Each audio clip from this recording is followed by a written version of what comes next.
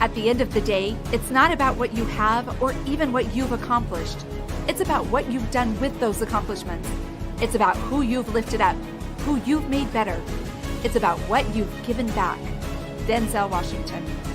Welcome to Inspire Vision. Our sole purpose is to elevate the lives of others and to inspire you to do the same. June Edward, welcome to the show. How are you? I'm fantastic. Thank you for having me. Oh, it's good to have you. This should be interesting. You've written a number of books, and I know that we'll want to talk about a couple of those today. But what I'd love for you to do is share with the audience who you are and maybe the story behind how did you get to this point in your life. Sure. So I'm a relationship expert, a best-selling author, and I'm a psychic medium as well. I passed to the other side at the age of 27. I came back here by choice. Been in business my entire life. Never thought I'd be doing what I'm doing. Never thought I'd be talking to dead people and seeing dead people all over the place, to be honest. But I try to help people navigate the daily ups and downs, the roller coaster ride. Why are we here, basically? How come the same things keep happening in my life or in my relationships? How come I can't keep money in my hands? We're all here for specific lessons, and that's what I've learned, and that's what I try to teach people. Wow, interesting. So, do you mind sharing with the audience a little bit about your death experience? Sure. So I was born with a lot of psychic ability first. My first experience that I remember was about the age of 3 years old. And I remember waking up in the morning and hearing somebody call my name. Got out of bed thinking it's one of my parents. I go in their room and they're fast asleep. I go back to my room and start realizing that there's all these faces in my room looking at me, which was very, very frightening for a child. Pulled the covers over my head, and as the sun started coming up, I started seeing their shadow face, like literally face to face with me. It was very scary. As I got a little bit older, I just started knowing everything that was going to happen before it happened, and I would tell kids in school and quickly got labeled a freak. So I Yeah. stopped doing that pretty quickly. Kids are pretty cruel. When I got older, my parents split when I was 10. My dad actually kidnapped the youngest five of us. And my job every night was to do the dishes after dinner. And I would do the dishes at night, and there would be a woman that would keep me company. Didn't have any friends, so I appreciated it. She was about the age of 45. So one day I asked my older brother who she was, and he told me that she was the woman that was killed in the house. Her husband murdered her, threw her down the basement stairs. And it scared me so much that she didn't come back anymore. I'm sure she felt it and knew it. So,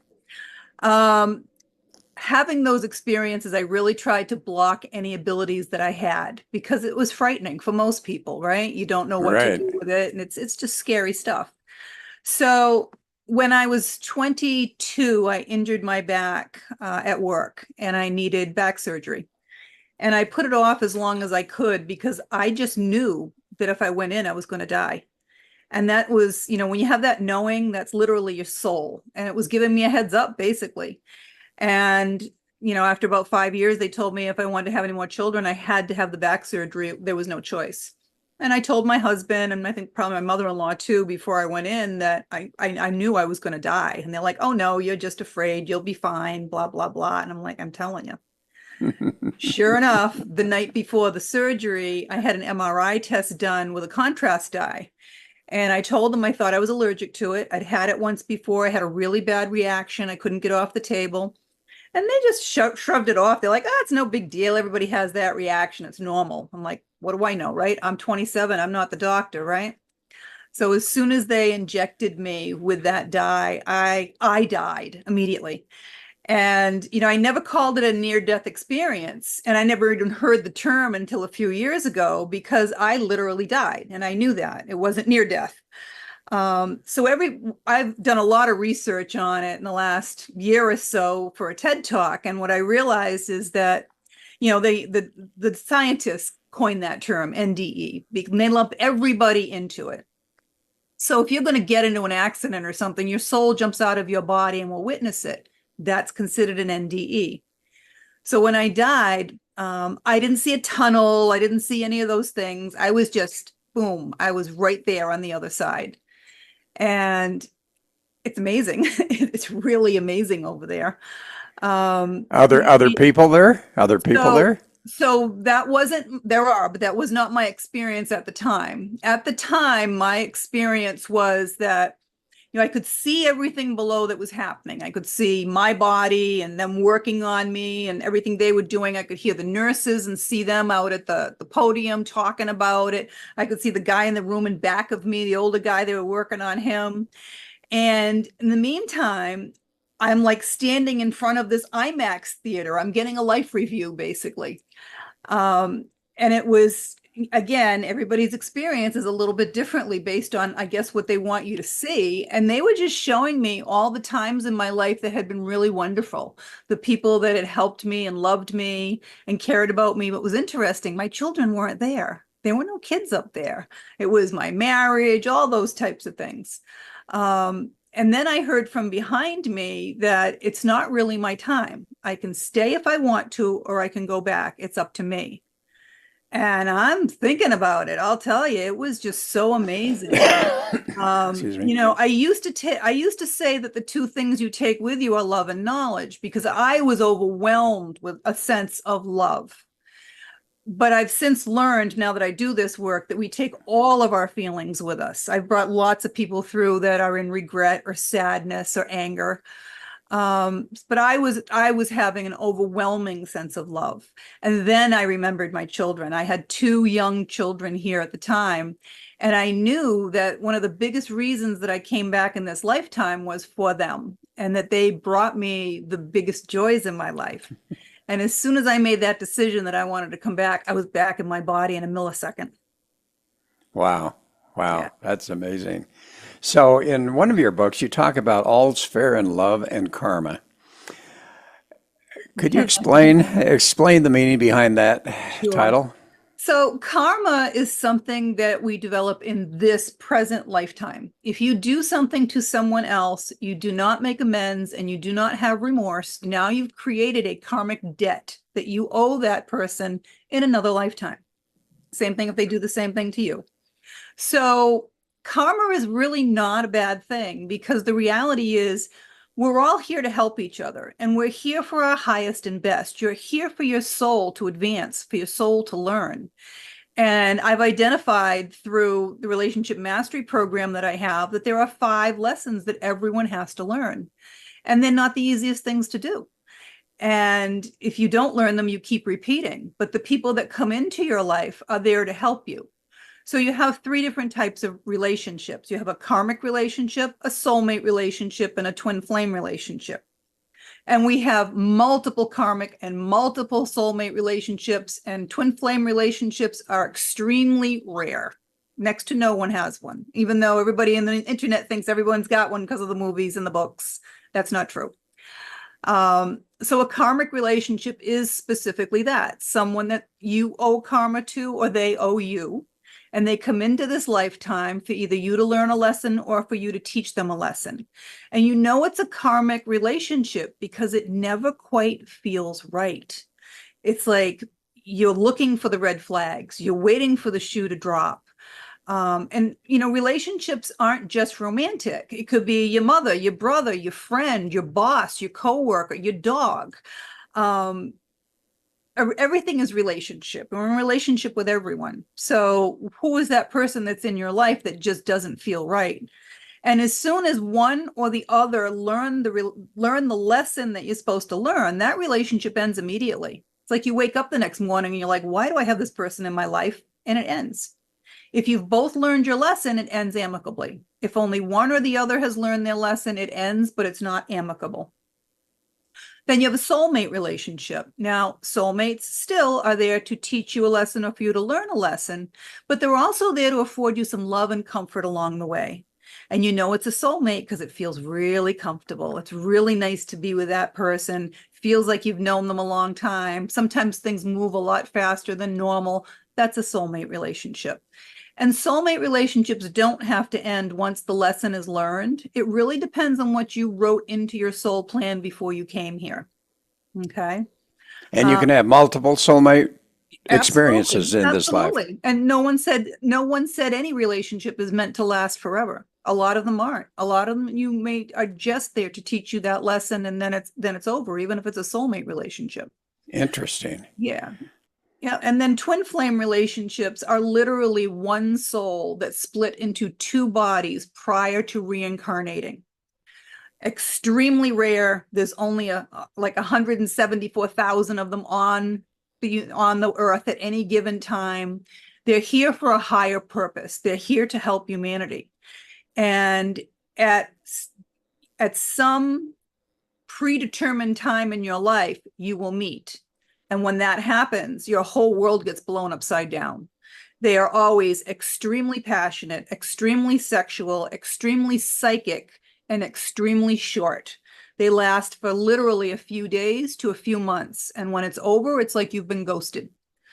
And if you're both able to learn the 5 lessons you need to learn and get on the path that you're supposed to be on of helping humanity, you'll have an opportunity to reunite in this lifetime. Otherwise, you'll have to wait till you get to the other side again.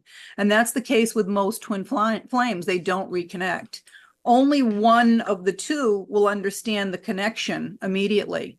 And it's complete devastation for that one because no one else will ever compare. They'll never get that feeling back again. They'll always be settling with anybody else in their life. It's a very challenging relationship. Well, and it's interesting. I'm sure that you get a lot of. Do you get a lot of pushback? Let me ask you it as a question. Do you find that as a medium, I mean, that is still a little bit on the outside of what we would call normal culture? You're talking about past lives, reincarnation.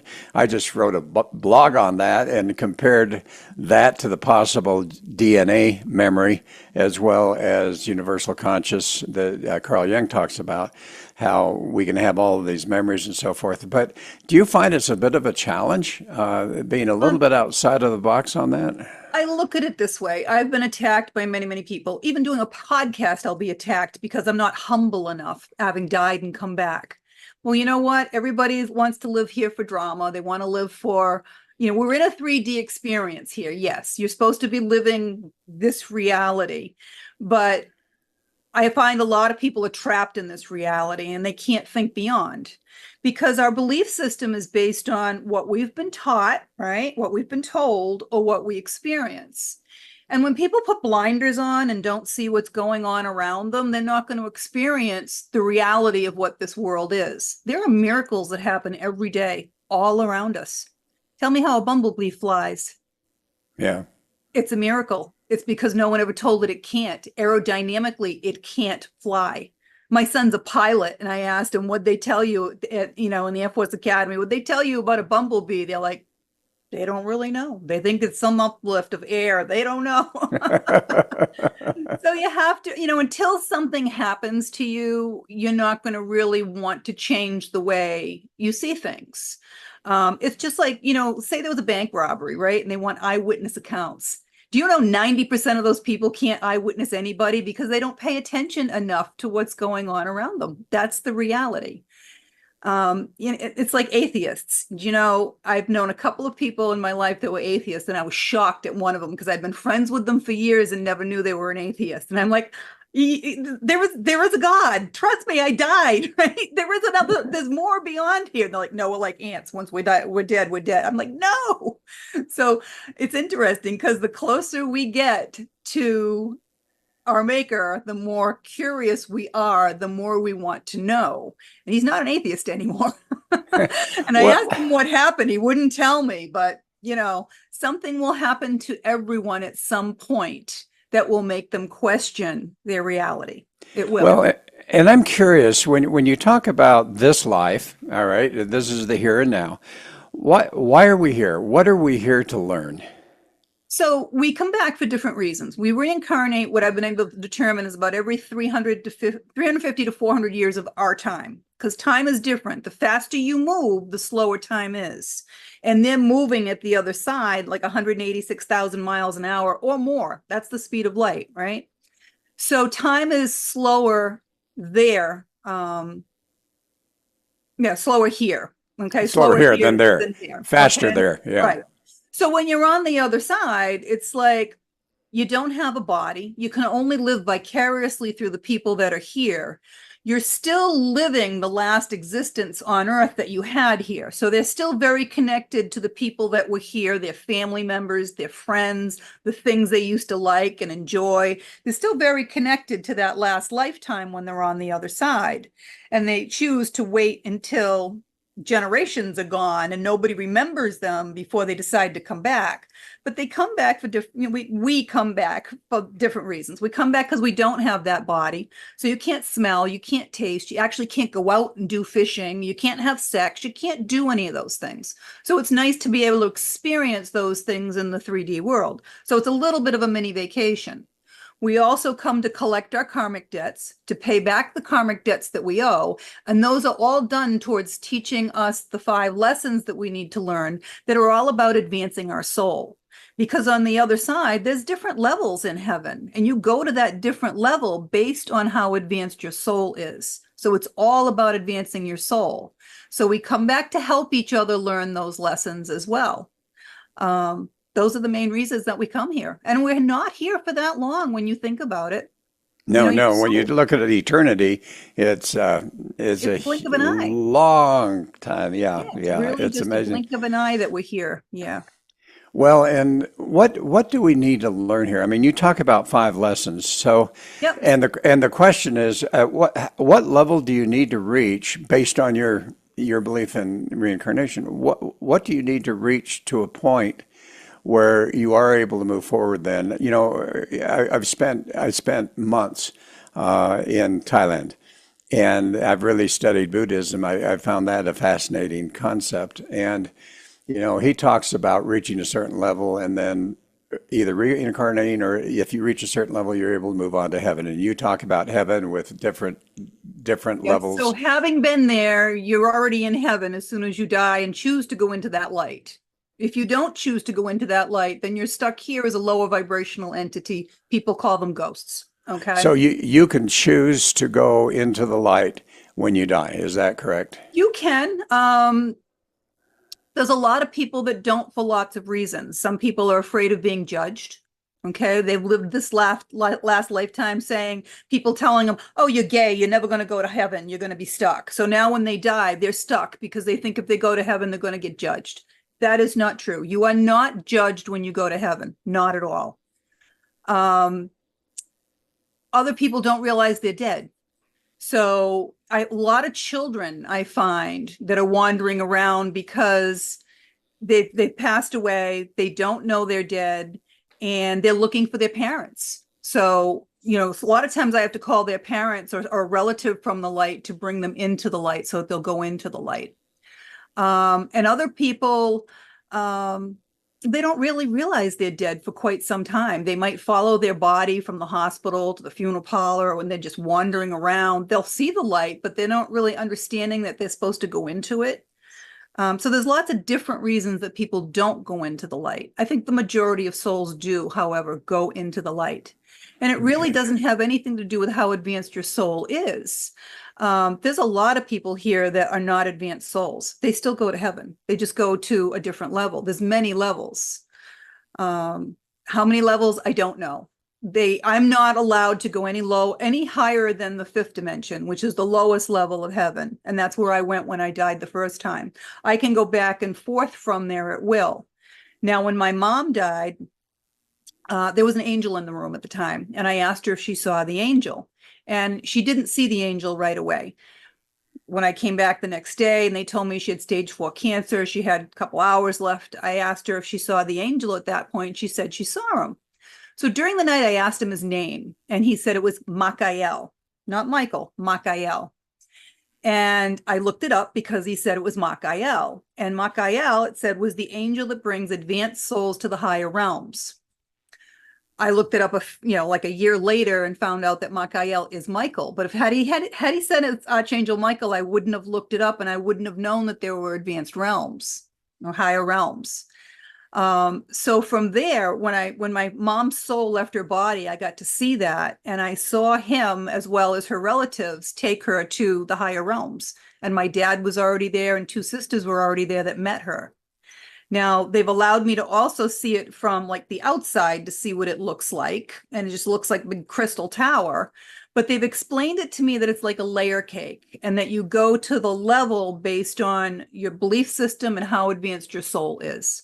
Because you kind of stay with groups. You have a big soul group that we all stay with and reincarnate with, but there's hundreds of millions of people, if not billions, in each of those soul groups. But then that soul group also breaks down into the different layers based on how advanced your soul is and your belief system. So it's kind of complicated.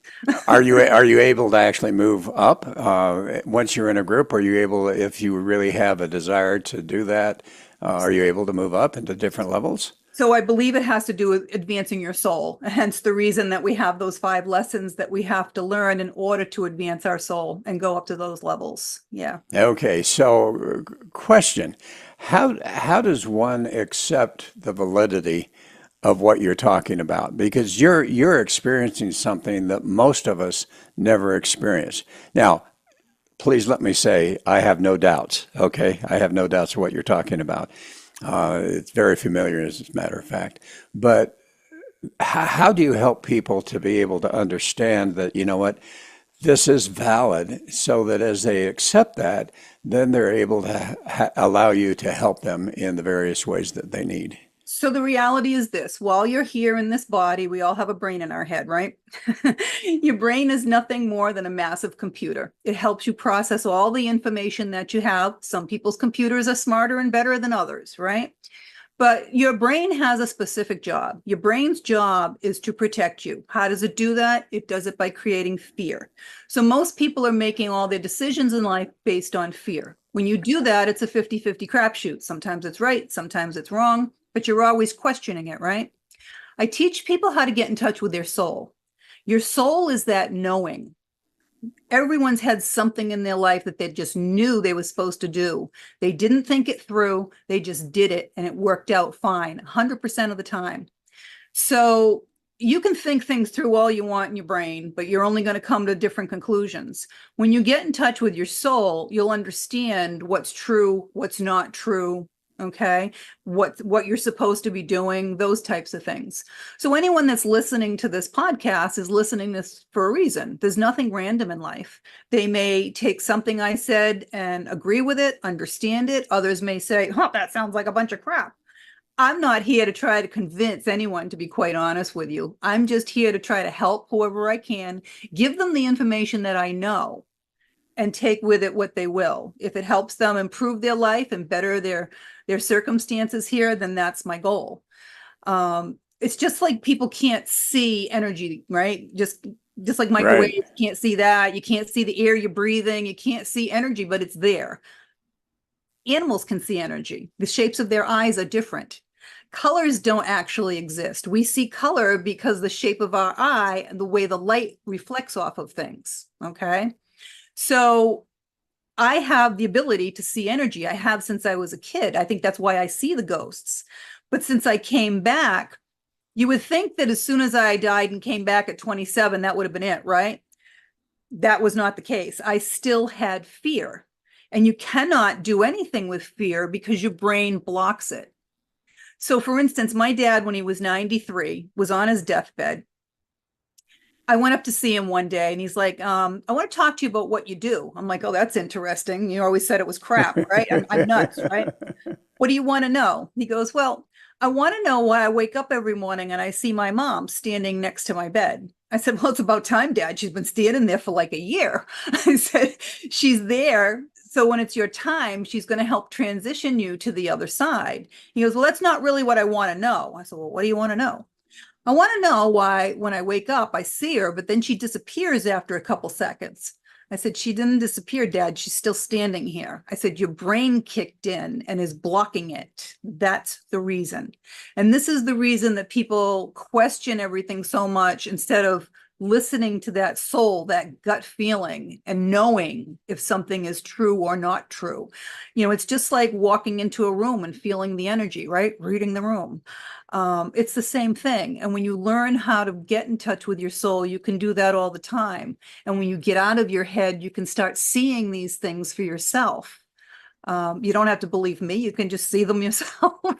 Yeah, that's true. So you talk a lot about the 5 lessons that we have to learn. I'd love for you, if you don't mind, to share each of those lessons for the audience. And what are they that we need to learn to be able to reach a level that we can move forward in a positive way? So the first lesson, and I'd like to say it's the most important. I don't know it's the most important, but I think it's where everything starts, is self-worth. And self-worth is not value. Value is what other people place on you. Self-worth is the understanding that you are so important, that you are the only one of you in this entire universe. Even if you're a twin, you have different likes, different dislikes, you even have different fingerprints. You're separate, okay? And it's not selfish and it's not narcissistic, as society would like you to believe, to put yourself first. It's where everything else comes from. If you can't take care of yourself first, you're just not going to be here for anybody else, are you? It's that That's simple. right. That's You right. won't And be- you won't be here to help. yeah, and I think people misunderstand narcissism. It's one thing to focus on yourself; it's another thing to be at a level that is Yeah, I think the narcissistic. universe Yeah. circles around you. That's Yeah. narcissism. Okay, so that's number one, self-worth. What's So the it's second also one? it's also understanding that no one has power over you. I can't look at you and say, "Hey, I want you to fall in love with me." It doesn't work that way. You are the only person that's responsible for how you feel. I can't make you mad. I can't make you love me or make you angry. Those are all on you. How you feel is all on you. You have to be responsible for that, because you're responsible for your actions and your reactions. Okay, those are huge. We live in a society now like, well, you've hurt his feelings. No, I didn't. I said what I needed to say. And if his feelings are hurt, then that's him. That's it. The second one is trust and communication. And you have to trust, first of all, that there is a higher power. It doesn't matter what you call it. You can call it Buddha. You can call it, I don't know, pick any religion. There's hundreds of thousands of them, right? But there's only one. And I call it either God or source energy. There's only one. And that's it. And you have to know that there is a higher power. And you also have to know that there is a plan. And you made this plan before you came here. So if you don't like what's happening in your life, guess what? You've got nobody to blame but you. When you get stubborn and you're not on your path, the universe will step in. Suppose you were supposed to move from here to California and you're being very stubborn and I'm not going to move. I'm not going to move. Well, the universe will step in. Maybe they'll make you lose your job or burn your house down. So you've got no choice to go, right? Because that's where you're supposed to be. You also have to be able to communicate your wants and your needs to the people in your life, because people don't know what you want or you need just by osmosis. You have to learn how to communicate. And then sex is nothing more than just another form of communication. If you can't communicate and trust outside the bedroom, you're not going to be able to do it inside the bedroom. It's that simple. Then you have unconditional love. Unconditional love is not saying, oh, I've got to stay in this relationship with him, even though he only beats me on Sundays, because I'm supposed to be practicing unconditional love. This is where self-worth will step back in, because each of the lessons will keep reinforcing the next lesson. Unconditional love is saying, listen, we had a great run. It was good while it lasted, but neither one of us are getting joy from this at this point. It's time for us to move on. I want the best for you. I want the best for me. And it's meaning it. It's not, waiting till the weekend when you're in, company of mutual friends and then bad mouthing them. That's not what that is. It's really, truly wanting the best for everyone in your life, whether you're able to keep them in your life or not. Okay. You can still send them love and want the best for them. That's unconditional love. Suppose you had a child that you loved dearly and they did something horrific, like they murdered a neighbor in a fit of rage, and they go to prison for the rest of their life. You don't like what your child did, but hopefully you're still going to love your child. That's unconditional love. And then I've had people tell me, well, there's conditions there. It was your child, or, it was a relationship. Well, if you can't learn it that way, the universe will keep stepping it up for you. Maybe a drunk driver will take your child. Now, are you going to spend your life hating the drunk driver because they took your child's life? Or are you going to be able to understand that there's lessons there for everyone? The driver, probably the medical community, yourself, and that your child had this written into his plan that he wasn't going to stay here for that long. He was going to go back early. You have to be able to learn that lesson. It's a difficult lesson for a lot of people. It really is. It's very challenging. Then you have money and balance. So everything in the universe has to stay in balance. This is why you have good and evil. It's why you have the night and the day. Everything has to stay in balance. And money is energy. That's why it's called currency. And it's what we use in this 3D world to show whether or not your life is in balance. If you're working 80 hours a week to earn some money, then you don't have any balance in the rest of your life. There's no time for your friends, your family, your hobbies, right? And then you're putting all this money aside and you're saving it, you're not spending it. Everything else is going to be out of balance. You can't hoard it. Money is energy, so it has to go, it has to flow like a river. What you put out will come back. The universe wants you to live in abundance. No one is supposed to live in lack. Even, the beggar that's on the street, if he wants a hot meal and a bed to sleep in, communicate, ask. The universe will send somebody to tell him where to go. You have to do the work to get the reward. That's how the universe works.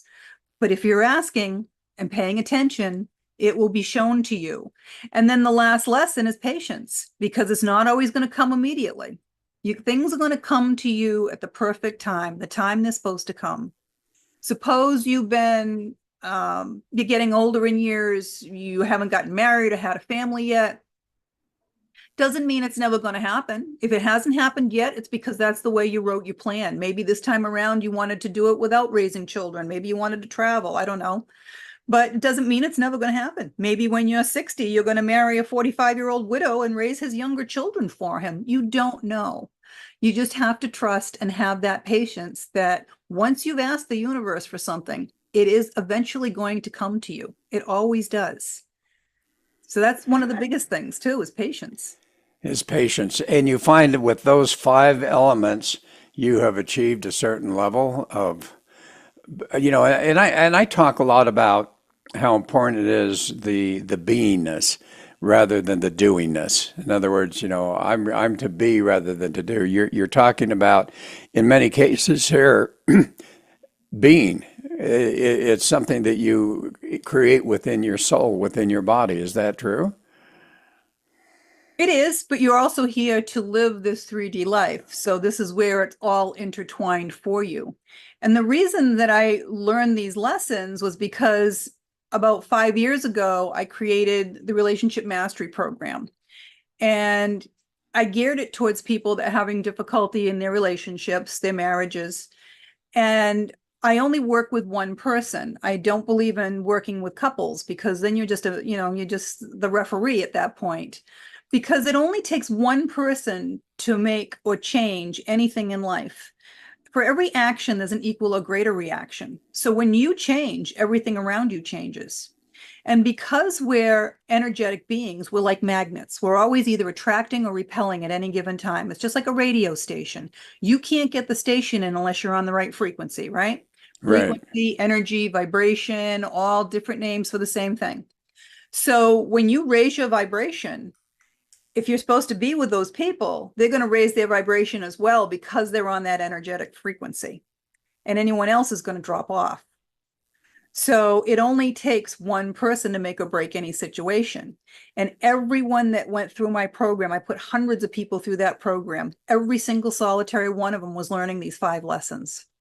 Well, and so any stories? I mean, I spoke with someone, a couple of months ago and talked about how, as you say, you reach a certain level of who you are, and that affects everyone around you. So in relationships where you're talking about, a marriage, for instance, and they're struggling, any stories about how you've helped just the one person and how by them becoming who they need to be. 400 of them. Well, just one right now, that would be great, that they actually saw their partner, I'll or give 3. you 2 different ones. So Okay. the first thing I would always tell my students, and I would tell everyone, I will never tell you whether or not you belong with that person. That's something you have to decide once you get in touch with your soul. Okay. So I teach them how to get in touch with their soul, how to raise their vibration. And then the law of attraction also kicks in as well, and how to balance their energy. That way you maintain it.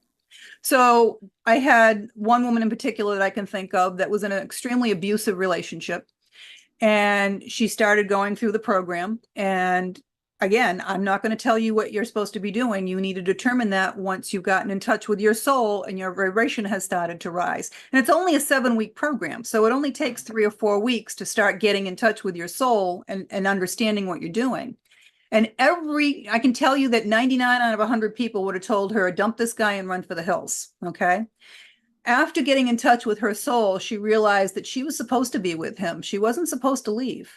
And she didn't. She stayed with him and she turned him around 180 degrees. And they still are together and have a wonderful life. And he's very loving and caring and comforting to her now. And no longer an abuser. No, nope, not at all. Wow. Nope. Wow. That's one. And the second one that I can think of, a gentleman contacted me. He had just gotten out of prison and he was contemplating taking his life, and I popped up on his computer. So he scheduled an appointment. He watched my video, he watched my webinar, and great guy, older gentleman. He was a Midwestern farmer, and he had taken in a lot of cattle from the town, and it's a very small town. And he was having financial difficulties, and he started selling their cattle and keeping the money. And obviously he got caught fairly quickly as well. Again, it's a small town. Yeah. And he went to jail for 6 months. And when he was in jail, his wife divorced him. His kids wouldn't talk to him, and obviously lost all of his friends. So he had nothing when he came out of prison. After going through the program, he decided this wasn't really what he wanted to be doing anyways. Okay. It was something that was in his family. He always wanted to be in the restaurant business. So the first thing he did was went and talked to all of the people in the town that had been his friends that he sold their cattle, and said, listen, I apologize. This is what was happening in my life, and I will pay you back every cent. So the town started to rally around him. Then he went and got a franchise for a food truck and started doing a food truck. Then his daughters came back and rallied around him. Then he started writing a book about his experiences and what happened. And then within a year, he had the food truck, his daughters back, the whole town back, and published the book.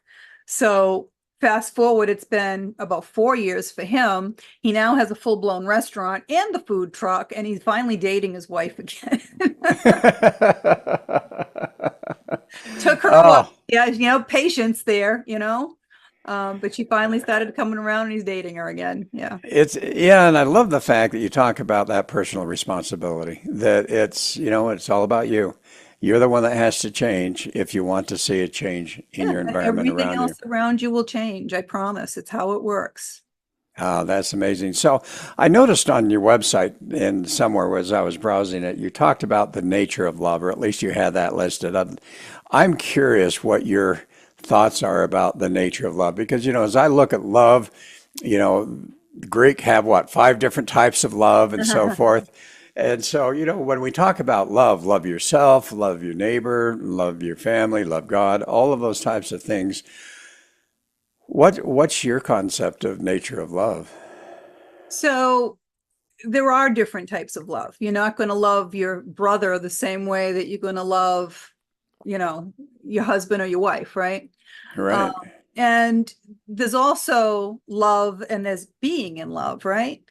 Being in love is more of an infatuation. Okay. And isn't it wonderful when you can be in love and love that same person? And Yes. I attribute a lot of very long relationships for the fact that you can continually fall in love with that same person over and over. But that takes effort. Okay. Because that's the infatuation type. Right. Yeah. So there are those different types. And then there is the ultimate, is it ethro, or I'm trying to think of the name of it. Agape. Agape. Is the ultimate. And that is the sacrificial love. And, anyone that has children that's older will understand that, because God knows if it was a choice that something was going to happen to your child, they were going to be sacrificed, you would step in a heartbeat, wouldn't you? That's right. That's that agape love, that you would sacrifice for something or take their place for something like that. So how does that fit into our lives, and how do we adapt and learn that higher level of love for ourselves, for those around us? I would assume that that's really the ideal. Well, it starts with self-worth and self-love. It all starts there. You can't love another if you can't love yourself, can you? How do I love myself? You look in that mirror every day and you be so grateful for the fact that you're here. And no matter, you are think about it. You are the soul inside. You're not the suit that sits here. Okay. You know what I love the most? And it's sad to say it, but there's a Marine veteran. And it's going to get me all choked up here, but he was severely burned in a war. And his wife, when he came back, people were looking at her and they're like, how can you stay with him? He looks like a monster. He was completely disfigured. And she's like, I didn't marry the suit. I married the man. She married the soul inside. Yeah. Yeah. And, to discover that soul is an ongoing journey, isn't it? To really recognize, I talk to so many people that, and have coached, a few people that have all of these imprints in their lives about not being good enough or all these types of things. And yet, how to help them to understand that the soul is something of, you cannot value it because it's so great. Well, Go ahead. it happens for a reason. So, I had a very, very difficult upbringing, very challenging, I'm one of 8 children and only one of 2 or 3 that managed to survive, literally. And I used to, when I was going through things growing up, I used to say to myself, "Geez, for everything I'm going through, I should be winning the lottery, the mass millions, the megabucks," right? And I have just the fact that, I understand why I'm here and I can appreciate the beauty in every single solitary day. People don't stop and do that. I live near the ocean now. I didn't before, but I do now because this is what my heart wanted me, my soul wanted me to go. And this is where I asked to go, and that's where it took me. And I feel the beauty and see the beauty in everything around me every day and be appreciative of that.